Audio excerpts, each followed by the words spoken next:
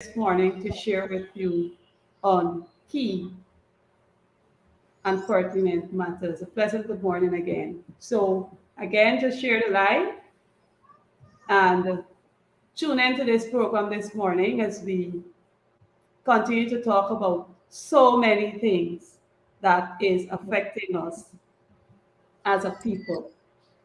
As usual, weekly, I gave a quote that would set the tone for my program. And so this morning quote is from Aristotle. You know, as a sitting member of parliament and being around, there's so many things that you see happening on the social media platform, in the print media. You would hear all sorts of things. And Aristotle said it nicely. There is only one way to avoid criticism. Do nothing, say nothing, and be nothing. Let me repeat that.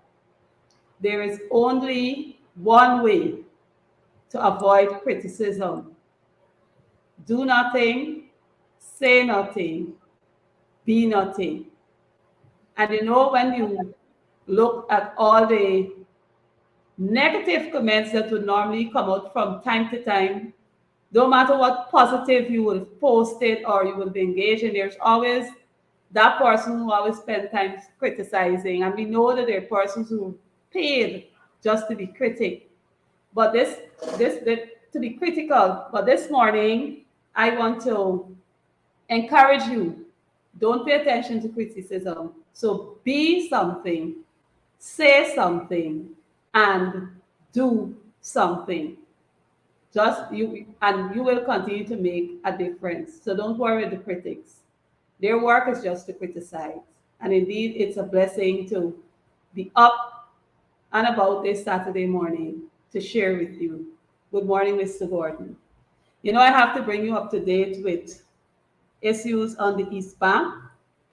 As you know, I am the constituency rep for that area. And there are a number of things that are going on in our constituency. So I'll start from Caneville on the East Bank at the back of Grove.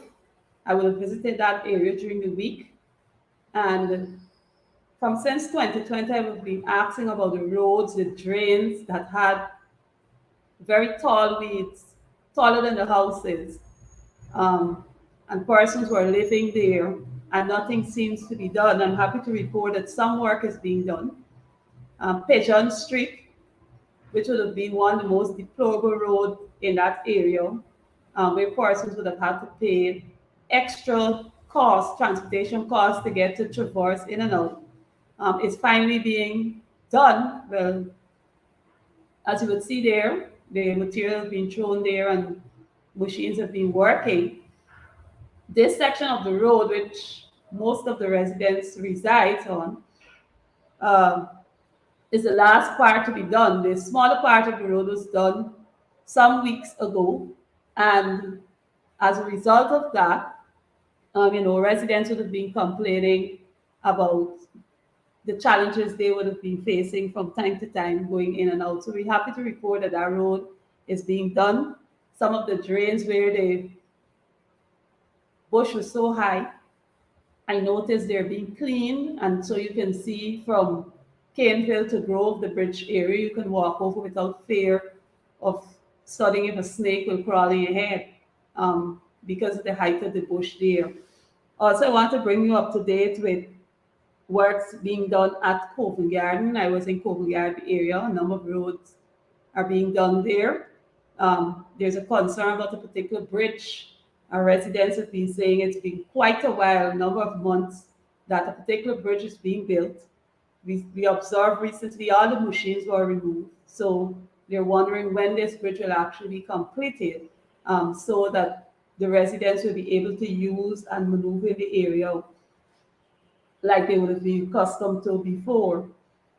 So we have, as you would know, in September of last year, the installed president visited the Boca Arcade community, and he went on high horses in trying to insult the chairman. And of course, You made all the promises. September to now, September, October, November, December, January, February, in March, 7 months. We still await the completion of the ball field that they would have dug up. And again, I would have spoken about this particular ground where you had the footballers coming together, residents donating and contributing to get that ground done. The, the administration said they will get it done. And 7 months up to now, the ground still cannot be used. They've carried away some of the mud, heap up another set and leave it there. And so the young people can't play there. They dug up the tarmac and they built a new one, and you still have a whole lot of water settled on it, more water than was there before, settled on the tarmac. So we're waiting to see when this ground and all this big fancy work, after 7 months, when this ground would have actually been completed by a private organization, had the administration just went to the other area and developed the right ground, the other ground. So we have that ongoing project and we're monitoring it, and we're waiting to see what else will happen. How can we forget Caneview? I always like to remind persons about Caneview and the residents of Caneview. So, operator, you can play a nice reminder of Caneview, and then I will bring in my special guest for you this morning. I don't know what's up there beyond the sky. It's been a long time coming, but I know change gon' come. Oh, yes, it will. I go to the movie and I go downtown. Somebody keeps telling me no. Hang on. It's been a long.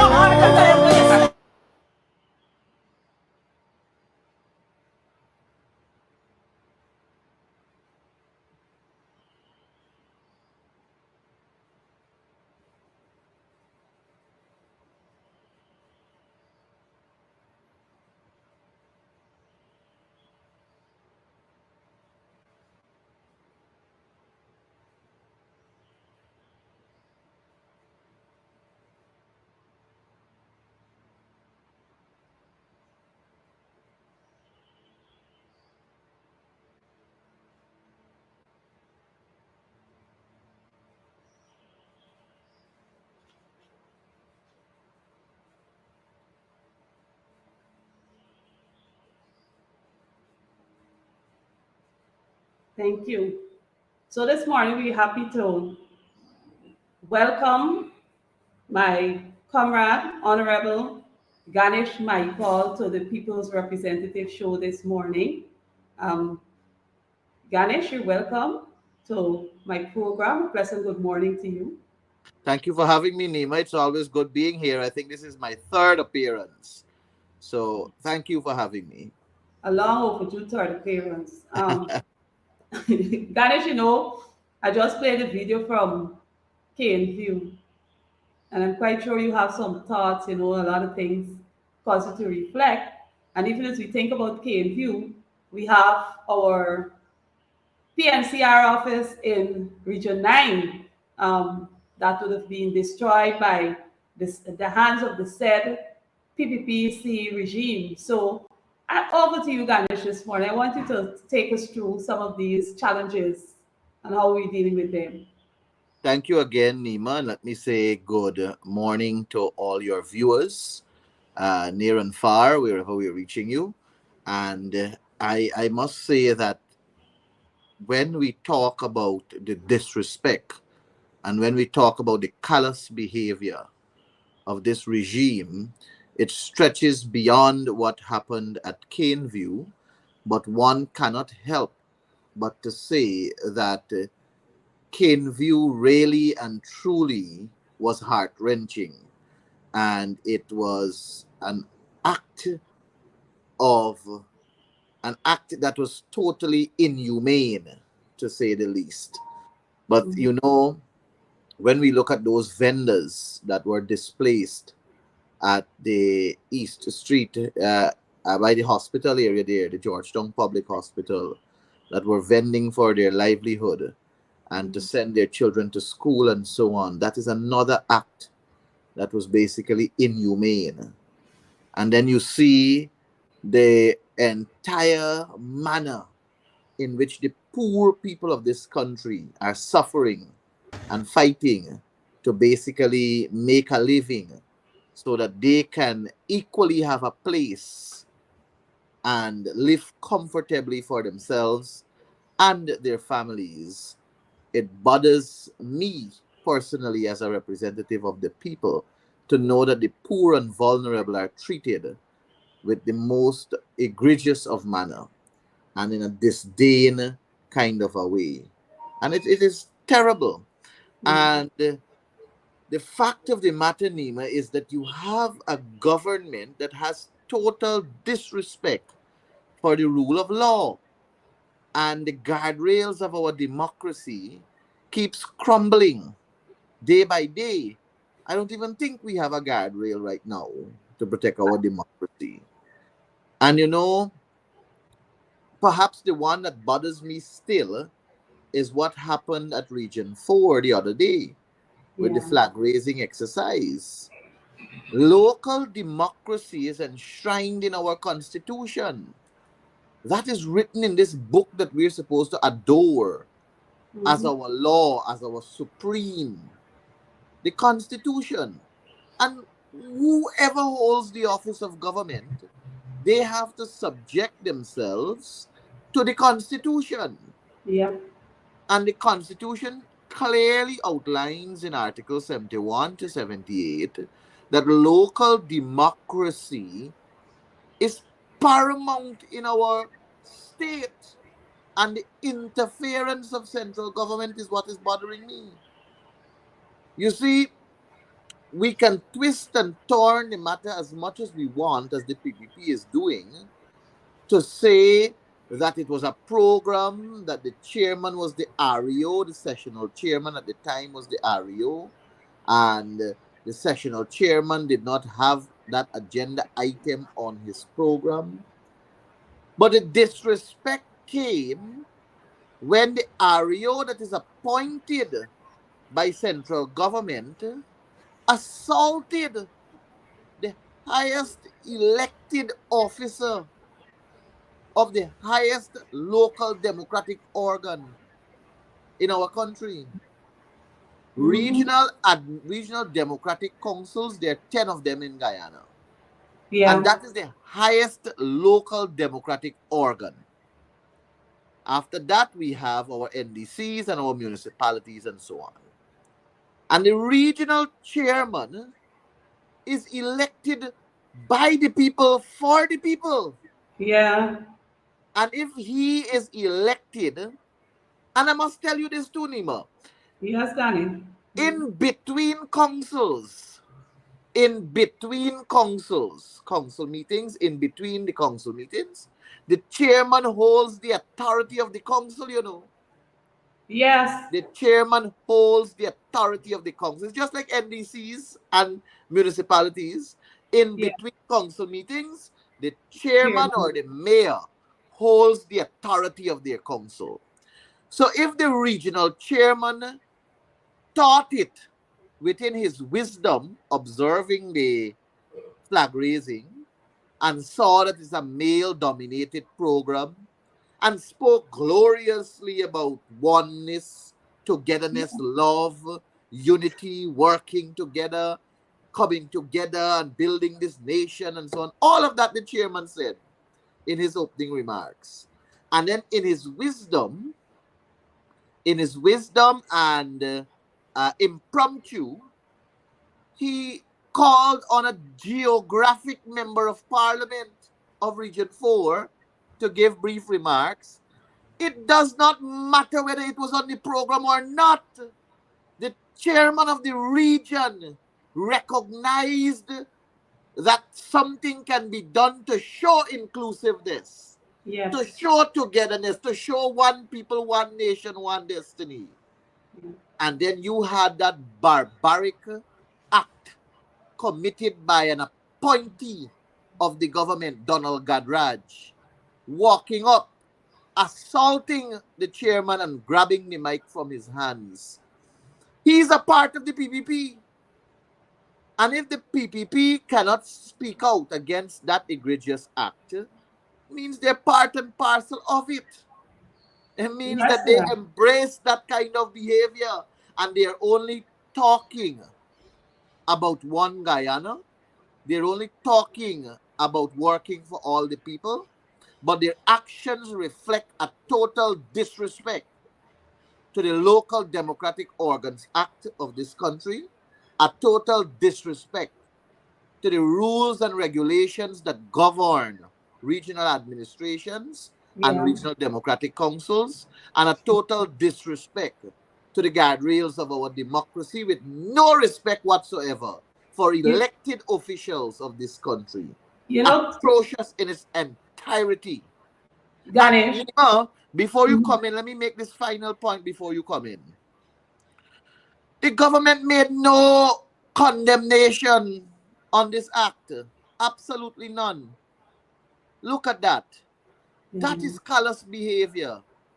That is wickedness, evil, and demonic in its entirety from an appointee of the People's Progressive Party.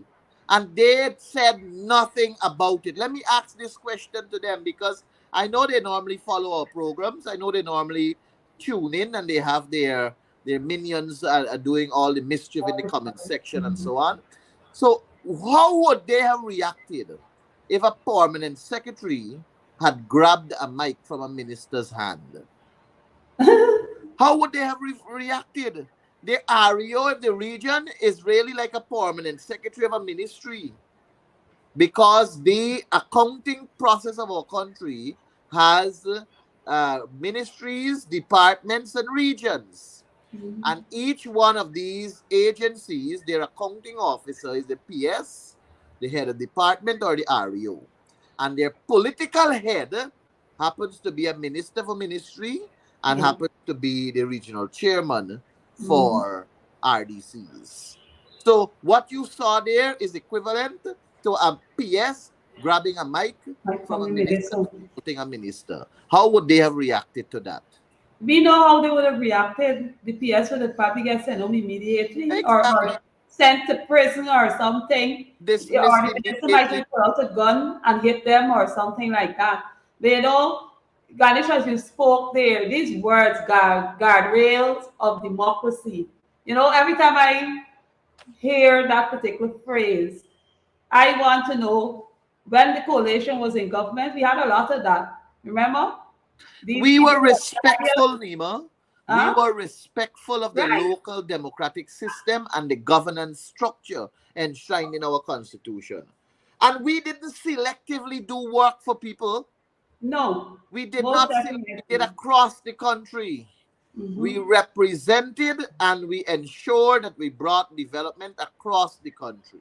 I remember there was an issue that existed in Region 5 between the REO and the regional chairman, and President Granger himself went up to Region 5, To met deal with with the this. chairman and the REO, and settled that issue amicably.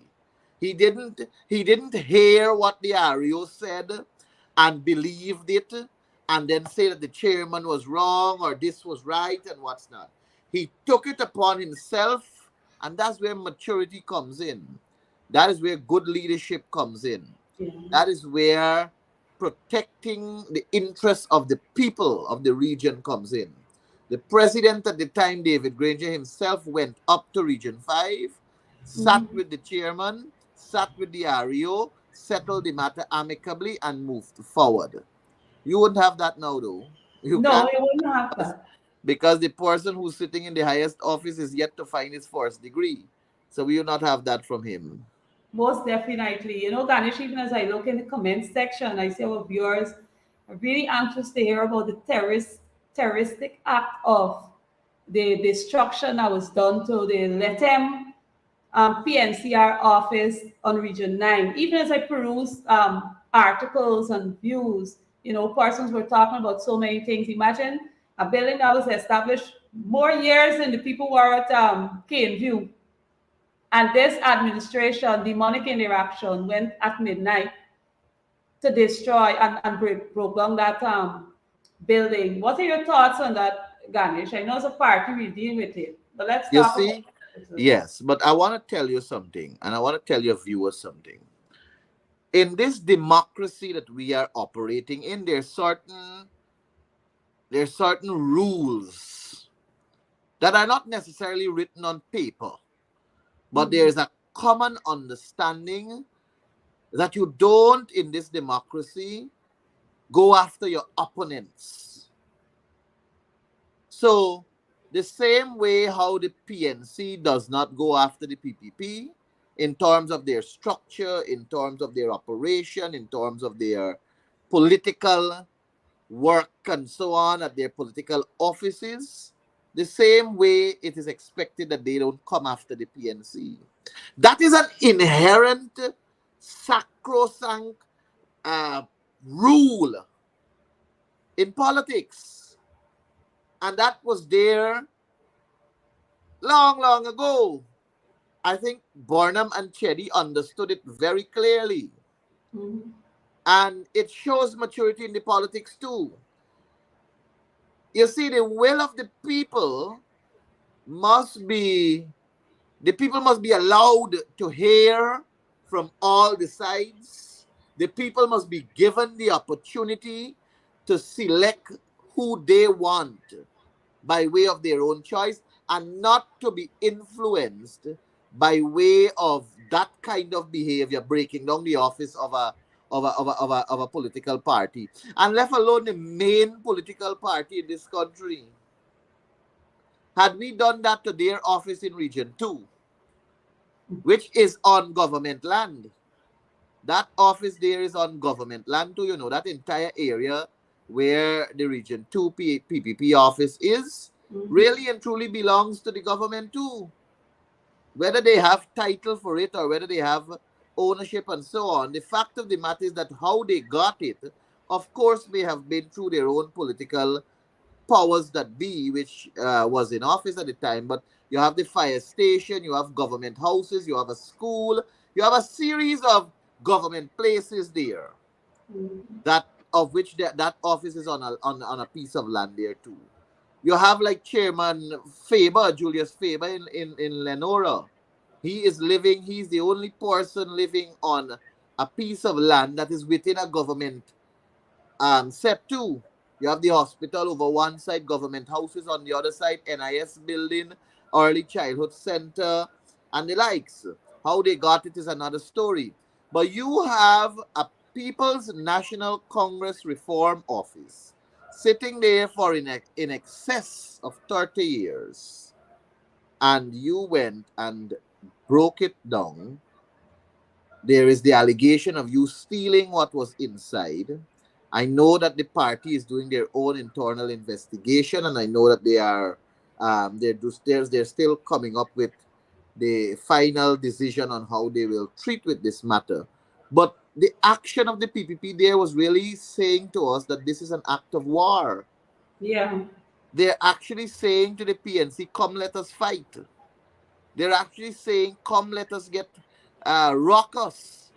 Come out and let's battle this thing." That's the kind of message they're sending when you're going to attack the home of your political opponent, when you're going to try to strip your political opponent of the tools to challenge you. Because in that office there were information there. And then it's more like you went there to find out who are PNC people in Region 9, because all the membership forms, all the membership cards, the database of the membership in Region 9, it is like you are on a rampage to say to the PNC, war break. That Mhm. is the kind of message I received when I saw what was done. And it was very worrying, Nima. It is very worrying. I know Mhm. that I don't want to make any pronouncement because I know the General Secretary, I think, is supposed to be in Region 9 today along with a team. And I'm not sure, I don't want to preempt. the moves. I know the Central Exec Committee of the party also will be meeting to make decisions. But what I can say to you comfortably is that this act of the PPP should not go down easily. We as a political party should not allow such mischief to take its course and remain unchallenged.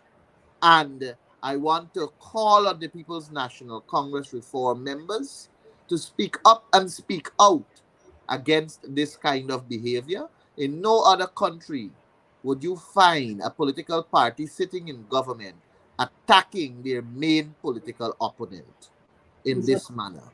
It is clearly an act of war. It is clearly the People's Progressive Party saying to the PNCR that we're in power and we're going to do as we please. And what is even more troubling is the fact that there are Venezuelans that were used, the Venezuelan migrants that were used to do this notorious act. And it is wickedness, if I may put it that way, Nima. Thank you so much, Ganesh. Just like how they were using Venezuelan migrants to start the initial breaking of the homes at Cane View, it's the same action they actually come there with, and I will settle persons. When we sit quietly and allow these things to pass or to slide through, this is what we will see, the repeated action. When you spoke of war break, I always loved that game as a child. I hope that if they're asking for the war, they really want a war break, that they can actually deal with it. Because for you to just invade our office and destroy it, and what you see the uses of the migrants, which is very sad, to destroy and to create such mischief, it speaks volume of what this administration really cares about. During the week I was on a program, and a question that was asked by the moderator there had to do with how we are dealing with some of these challenges that is popping up, especially from the position of a female. But again, I would call on persons in our society. We cannot sit down and allow this administration to continue operating in the manner in which you're operating. A lot of tears are being shed ever so often from all the wickedness and vindictive actions done by this PPPC government, and it's something that we really need to pay attention to, and we need to encourage our comrades to let us stand up and fight against it. I will say that loudly.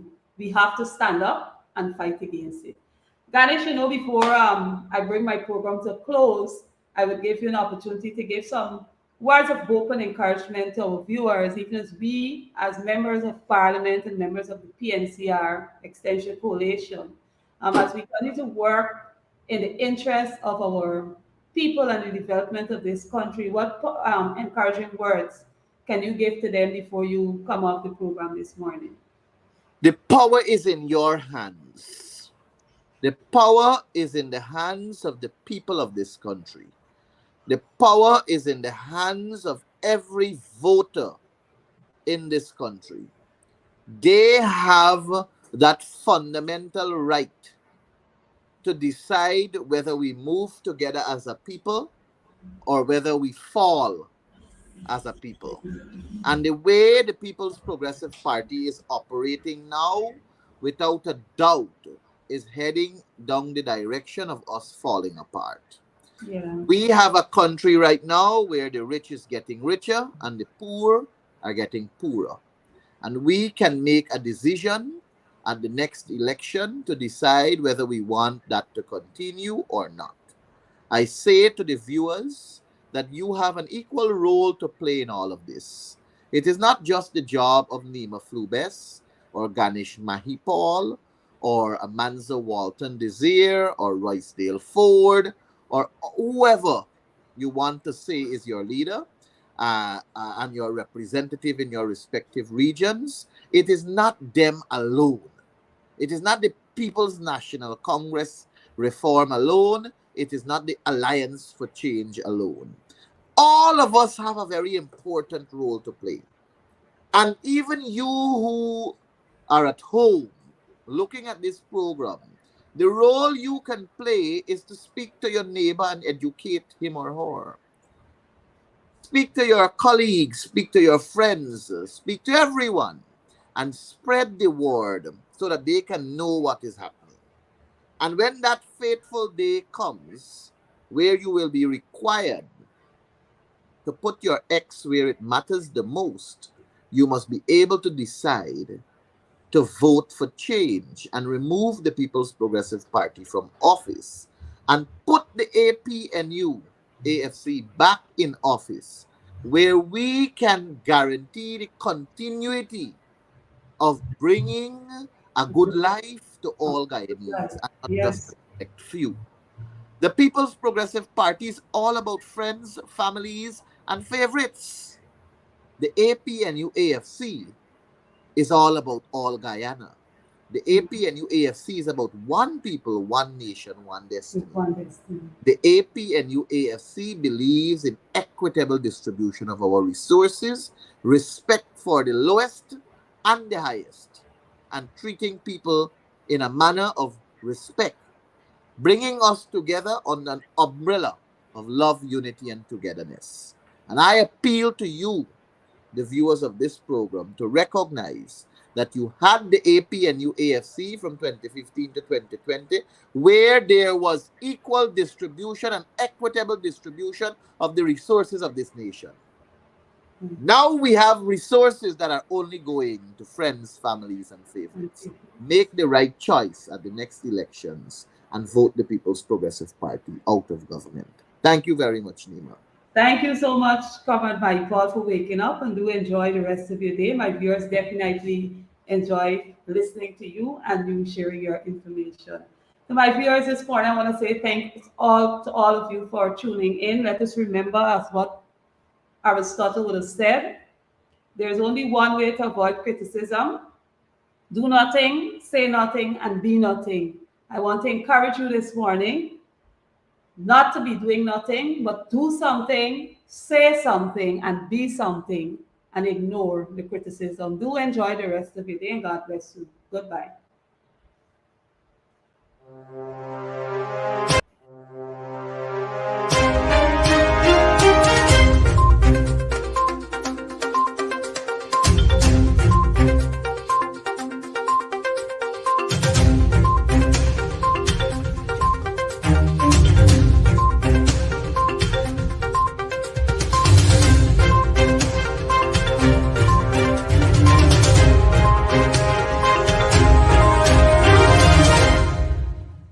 Welcome to the People's Representative with Nima Flubes, Member of Parliament.